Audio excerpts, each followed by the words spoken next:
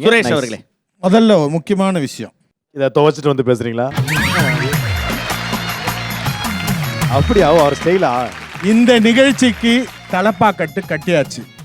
ஒரு பானை சோத்துக்கு ஒரு சோறு பதம்வாங்க. இந்த நிகழ்ச்சி என்ன, ஆடியன்ஸ் உங்களுக்கு இருக்கிற சந்தேகங்களை தீர்த்துக்க, நிவர்த்தி பண்ணிக்க, புரிஞ்சிக்க, தெரிஞ்சிக்க வந்திருக்கிறீங்க. இது எல்லாத்தையும் அந்த ஒரு ப்ரொமோல காமிச்சிட்டாங்களே.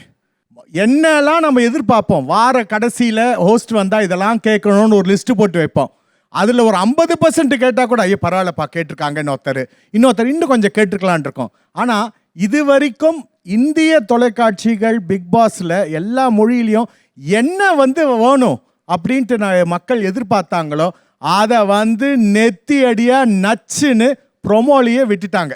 இந்த நிகழ்ச்சி எப்படி இருக்க போகிறதுன்றதுக்கு எடுத்துக்காட்டு அது. நீங்கள் ஒன்று கவனிச்சிங்கன்னா அந்த ப்ரொமோ முழுக்க மற்றவங்க சொல்கிறது தான் அவர் கேட்டுட்டு இருந்தார், அவராக எதுவும் பேசலை.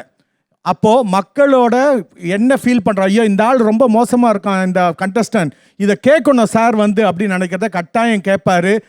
ஆட்டமும் புதுசு, ஆளும் புதுசு. இந்த நிகழ்ச்சி பறக்க போகுது பல தினுசு.